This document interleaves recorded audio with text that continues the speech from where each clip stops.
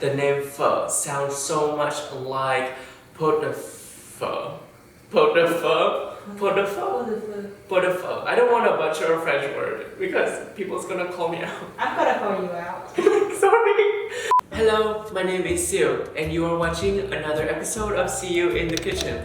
Today, I will tackle the Vietnamese classic pho. It will not be the typical version that you see in many Vietnamese restaurants across the US. I will be making Hanoi-Style pho, the version that I grew up with and fell in love with. Pan-seared beef, poached eggs, an enormous amount of green onions, and crispy breadstick to be served on the side. It is kind of fatty, but I kind of like that, and it's still very aromatic and refreshing. Pho is basically the poster child of Vietnamese food in the US. I actually didn't know that until I came here in 2013 because back home, it is just one of many noodle dishes. It is a common breakfast food and most stores sold out around 9 or 10 a.m. After that, people just move on to other dishes. But pho remains one of the classics and still one of my personal favorites. So we'll get started. As I always say, the most important part of a noodle soup dish is the broth. We want to get that organic sweetness from aromatics and meat bones. This dish is all about beef, which is why I'm using beef neck bones and oxtails. I love oxtails because they're very rich in flavor and in protein. We're gonna fill this pot up with some water and put salt in it. Salt bay. And put the pot over medium-high heat. So the water is boiling. We're going to get rid of the impurities of the bones that floated to the top. We have gathered a lot of scum. This is so gross. It's like, oh my god, so much. But it also means that our bones are very clean now. So I think I'm gonna get it out of the boiling pot of water. Rinse it through cold water to clean it one more time.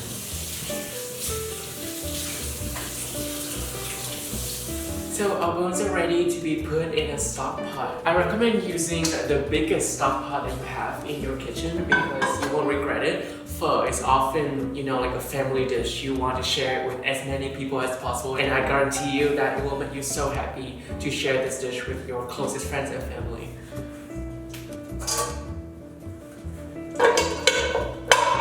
I will prepare for our next step, which is charring the onion, ginger, and shallot. After the onion, I'm just gonna remove the shell, although it's not that necessary because it will be cooked in a broth anyway. Also have the ginger across the longer side. And for the ginger, you actually don't need to peel because it actually doesn't really affect the soup. It will all be cooked in the broth later. It will also provide like a nice color in the char.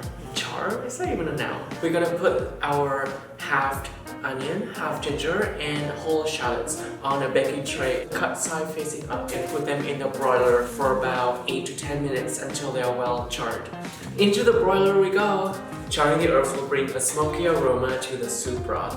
In my own philosophy, the ideal noodle soup broth has to have this balanced combination of all shades of flavor. It's like in that movie Ratatouille when the rat is like, trying out food and he sees like fireworks everywhere. Like I do want to achieve that level of flavorfulness. Besides from the charred herb, we will also toast our 5 spices. This dish originated in the early 20th. This dish originated from the 20th century. This dish originated from northern Vietnam in the early 20th century. And what makes this dish a signature of northern Vietnam are local spices. They are cinnamon sticks, star anise, cardamom pot, spice cloves, and coriander seeds. We will toast these spices over a pan for about 3 minutes top so it can bring out the flavors. All of these are dried, and just imagine that they are kind of asleep right now, and putting them over high heat will really wake them up. I like the sound of it. It makes me feel like I'm in like some kid festival or something. Like someone is ringing a bell and doing the dragon dance. It's like Mid-Autumn Festival. And you start to smell the smokiness. The smoke starts to come out, so I think that we're gonna take it off the heat before the fire alarm goes off. So all our spices are so smoky right now. The thing is, you actually don't want these small seeds to just float over the broth. So I will be putting them in a mash bag and it will keep the broth very neat when we cook them. And here is my mash bag. It's a very cute mash bag.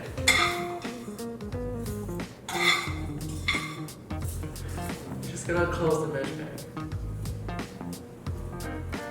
Then we're gonna put this cute little tiny mash bag into our stock pot. Our charred onion, ginger, and shallots are done, so I am going to take it out of the broiler. And you will see how beautiful it looks. It's so smoky. The smokiness will really bring some depth to the flavor of the soup broth. So we're gonna put this into the stock pot, into the stock pot.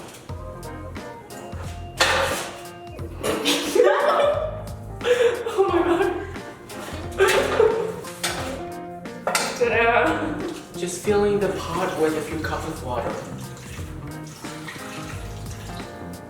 I'm bringing this stock pot to a boil and then reduce it to medium-low and let it simmer. We will simmer it for hours. Some people even do it overnight. The longer it simmers, the richer the broth becomes. Some restaurants even advertise that their broth will simmer for 16 hours or 24 hours because it will just get richer and richer with time. For the sake of this video blog, so that we don't really go crazy, I'm going to simmer it for about 5 hours-ish. This dish is like really complicated. I actually don't know who invented it. Some people say that it's from Hanoi, some people say that it's from Nam Định, another province in northern Vietnam. Some people even have the theory that it's heavily influenced by French culture. The arguments supporting this theory is that the name pho sounds so much like pot de pho. Pot de pho? Pot de pho? Pot de pho? Pot de pho? Pot de pho. I don't want to butcher a French word because people's gonna call me out. I'm gonna call you out. She's calling me out. Well, pot de pho. Pot de pho. Pot de pho. Pot de pho. Pot de pho. Oh, it sounds light. Yes, it's Oh, it's light. Oh, well, French toast is not light. Sorry. While we wait for the broth to simmer, I will actually start prepping the beef. So, where's my beef? Oh, I put it in the freezer! Yay! The meat, I choose the brisket cut because in my opinion, brisket goes the best with pho. It is pretty lean and it's pretty tender when you cooked it. If you want it a little more chewy, you can use beef shank. And I know a lot of people like beef shank, but I just like the tenderness of brisket. Your shirt matches the beef. Huh? Oh, I didn't plan this. So, brisket, I am going to cut this slice of brisket into very thin slices. And you don't want them to be too small because we will sear them over a pan later and it will shrink a little bit. Marinate them with some salt, pepper, fish sauce, crushed garlic, and chopped ginger.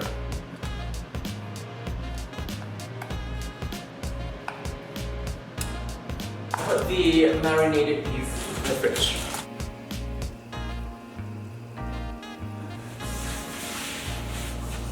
I'm back! My broth is still boiling over there, but I think that it's time I prep the rest of the dish. First off, I want to prepare the pho noodles beforehand. What differentiates pho noodles from other kinds of noodles in Vietnam, especially when most of them is made from rice, is that pho noodles are flat and thick. It's so hard to... I feel like I have a superpower. I'm going to cook this in boiling water until al dente. Next part, a very popular side dish in Hanoi-style pho noodles. My personal favorite part is crispy breadstick. It is a kind of fried dough stick. You can dip into the soup and then it gets softened and it will just add like some crunchy texture to the soup. It's a little fatty, but it's just so good. So I cannot not put it in my version of this dish.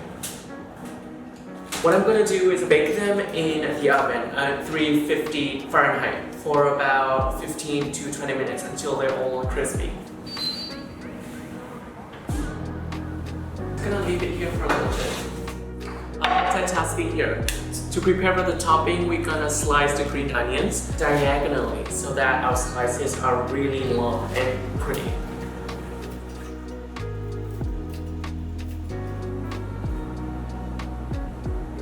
And we're just in time for the noodles to be ready. Just draining the noodle from cold water. Ta-da! Good job, me. I'm going to come back to the broth and give it some attention, some love. By now, all the aromatics and the bones have given the broth a pretty rich and sweet flavor. And now we're just gonna bring that flavor forward and enhance that richness with some salt and a generous amount of fish sauce. Mix it all up. My broth is ready, my noodles are ready, my crispy breadsticks are ready. We're approaching our final step, searing the beef. One of the reasons I love pho is that this dish is a celebration of contrast. The softness of the noodles contrasts with the crispiness of the breadstick. The light, subtle taste of the broth contrasts with the bold fattiness of the beef. The more you cook the broth, the richer it becomes. However, if you pan-sear the beef too long, it will really easily get burned. You can hear the sizzle right away. I think this is good. Just gonna take it out from here. We've reached the end of this journey. I'm gonna assemble my pho bowl. Noodles always goes to the bottom.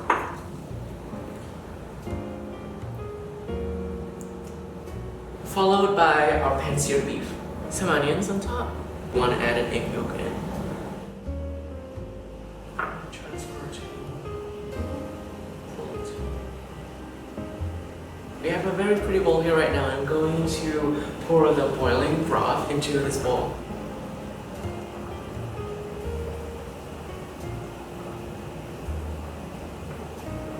Add our crispy breadstick on top. Oh my god, after a full day of cooking, my pho bowl is finally done. It has that fatty beef on top with some crunchy green onions, with a crispy breadstick, and a very rich aromatic broth. I'm serving my pho with a very popular side dish in Vietnam that is a mixture of some vinegar, water, garlic, and chili. Making this dish makes me really miss home, especially my grandmom, because she made really good pho. I just really hope that 8,000 miles away she's watching this and is proud of me, because this is me trying to bring a flavor of home to New York. So I think I'm gonna dig in, and until next time, see you later.